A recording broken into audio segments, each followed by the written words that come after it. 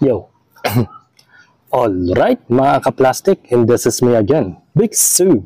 Right back at it again with another content. At tatalakayin po natin tungkol dito sa taekwondo player na yellow belter. At kinalaban niya yung black belter. Tinapat ba naman eh. Baga, sa live stream kasi medyo hindi maayos eh.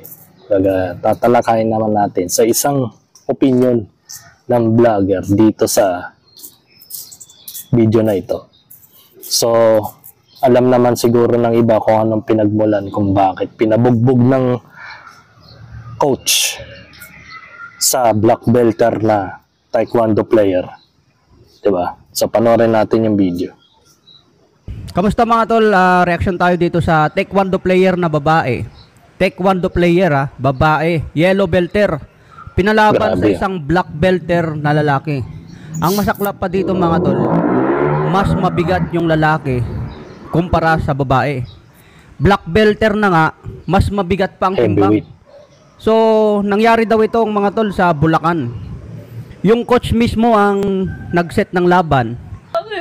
Grabe mo yung pagbugbog mo sa amin. Yung babae, baguan pa lang doon sa team nila. Yellow belter yung babae. Baguan pa lang sa team.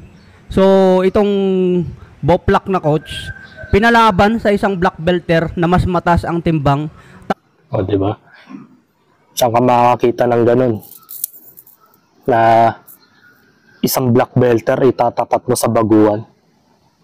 Hindi ba tokmol yung coach na yon? So, may matinding galit nga naman dito sa babaeng ito. Ba't niya nagawa yun, mga ka-plastic? So, ang pangit na makikita mo binubugbog ng husto. Wala nang kalaban-laban. Kahit man lang isa man lang nasipa yung yellow belter na babae, hindi makabawi. Tapos heavyweight pa yung timbang ng lalaki, which is 70 kilos daw, sabi nila. Samantala yung babae, wala pa yatang 50 kilos. Ang laki ng diferensya. Parang nung tinapat sa matanda sa isang grade school na bata. Ganun ang nangyari. Talaga mapupuruan yung babae dito. Tapos lalaki pa. Okay lang sana siguro kung babae, parehas babae. Pero hindi. Mas mabigat yung lalaki, kaya no match talaga. Mas mabigat na black belter pa laban sa yellow belt. Kasi sa taekwondo mga tol, may mga category. Ang pangit lang dito mga tol, binugbog pa yung babae. Amin. Grabe mo yung pagbugbog mo sa amin. Gusto ko po magsalita ngayon. Siyempre, sparring. Sparring, pag nasaktan mo na, okay na. Hindi na umabot sa bugbugan. Ganon din sa boxing. Pag nasaktan mo na, pinaghiwalay ng rep, tama na. Kapag konting hilo nga lang sa boxing, papahinto na ng referee para wala nang bugbugan na mangyari sa sparring. Kaso ang problema, hindi pinahinto ng referee. Pinabayaan lang eh. Makikita mo sa video, parang na-enjoy pa nga niya na nabubugbog yung babae. So ano nangyari doon? Na-satisfied siya sa pangyayari. Kaya nga ngayon, under the investigation at sinuspende na po daw yung taong gumawa nito. So, dapat hindi lang masuspindi, tanggalan na nila ng karapatan na maging isang coach o kaya ng taekwondo player yung taong yon. Hindi man lang naghinay-hinay yung black belter. Yung black belter man lang, hindi man lang naghinay-hinay sa pag-aatake. Anong ginawa niya? Ginawa lang niyang pantsimbag yung tao. Hindi siya naawa. Halos mawalan na ng mata yung babae after nun. Putok yung uso. Tapos hindi na makatayo na maayos gawa ng matinding pagbubugbog sa kanya.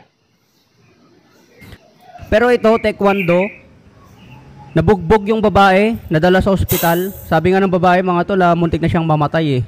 Talagang sobra daw yung bugbog na inabot niya. Okay lang sa sparring, natalo ka, nasaktan ka. Pero yung nangyari dito sa babae, bugbog daw talaga nangyari. Ang mananagot siguro dito yung coach eh. Malaking kababayaan ng coach. Pero sabi naman selos daw. Kasi daw itong coach may gusto sa babae. Yun naman pala. May gusto naman pala sa babae kaya Chick pinalaban boy. dun sa ano. Yun nga, gaya nga nasabi ko nung una, dinidigaan ng coach itong babaeng ito. Pero unfortunately, itong babaeng ito, may jowa na. So, hindi talaga siya papatulan. So, ang ginawa ng coach para makaganti, parang anong nangyari, ginantihan na masama. February pa lang, dinidigaan na niya itong babaeng to. Hindi siya nagdadaan sa mga pabiro, sa mga payakap, sa mga pa-pick up line. Kasi nga yung babae, may boyfriend na. Tapos niyayaya pa daw niya na kumain sa labas. So, anong mangyayari?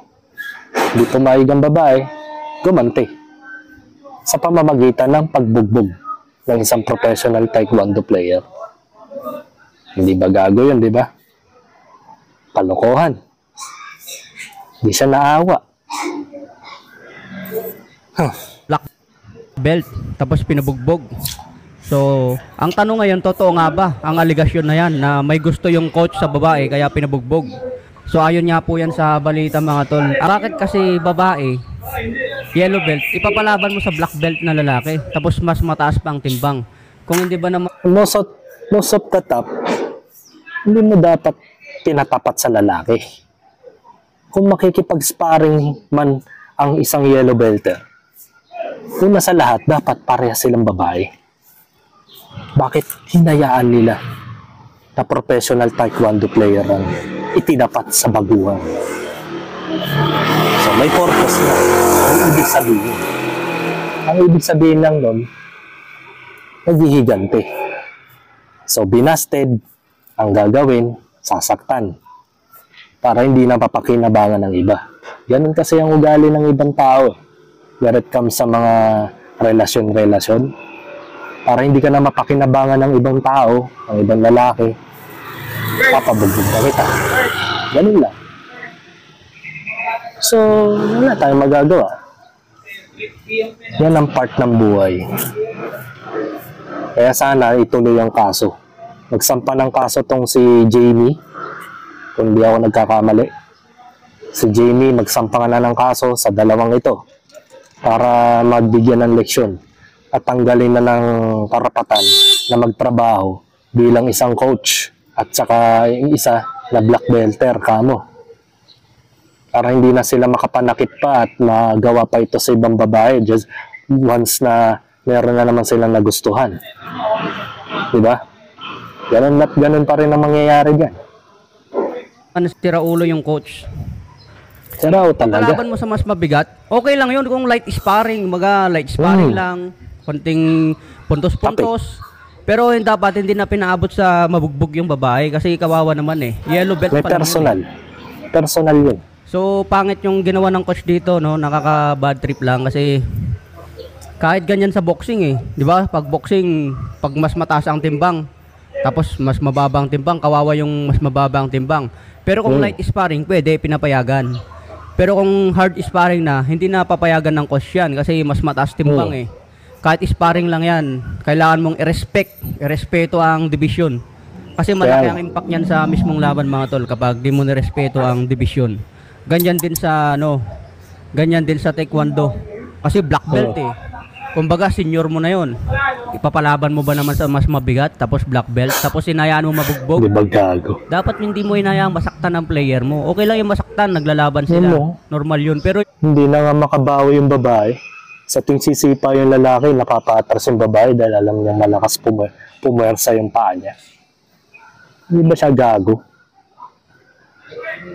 Kung gusto niyo ng magandang sparring, dapat parehas babae ang tinapat. At least may mga level pa rin. Di ba? Kaya ang ginawa, tinapat sa mga professional. O ano nangyari? Bugbog. Halos magkaroon na ng hematoma sa sobrang bugbog. Buti nga, yun lang ang inaabot niya eh. What if, kung natuluyan niya yung tao? Saan patutunguhan to? Di sa murder, di ba? Di mas kasuhan ng murder yun. Pati yung coach. Dahil inutusan niya eh. O sige, bawian mo ako sa ganitong bagay. Hindi ako sinagot nitong babaeng ito. Pabugbog ko na lang sa'yo. Sa pamamagitan ng sparring. Ganun yun. Yung babugbog. Iba kasi yung masaktan ka lang sa laban eh. Kumpara dun sa nabugbog na eh. So nakakaawa lang yung sinapit ng babae dito kasi lobong-lobo na yung bibig niya. Tapos yung pangarap niya sana na mas mataas pa, atleta pa naman, eh baka magbago na yung isip niya. Kahit sabihin ng coach mo na bugbugin mo, dapat kontrolado mo pa rin. Kaya siguro ang managot dito yung nambugbog saka yung coach.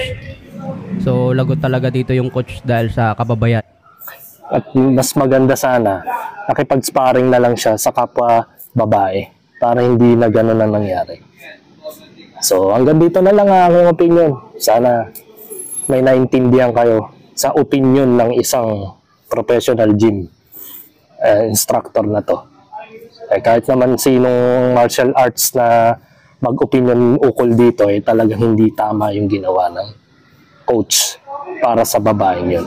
Baga ang layunin lang talaga pag-iiganti. Dahil hindi nga siya sinagot. Dahil may jowa yung tao paano ka sasagutin? Diba? Hanggang dito na lang ang aking opinion. And this is me again, Big Sue. Lagi nagsasabing ang mga plastic ay matagal mabulok dahil ang mga plastic ay toxic. Kaya, what's up mga ka-plastic? And this is Combid Commentary Video ng Video Live Stream. Signing out. Alright. Mga ka-plastic, kung nagustuhan nyo ang aking video, isubscribe nyo lang ang aking channel.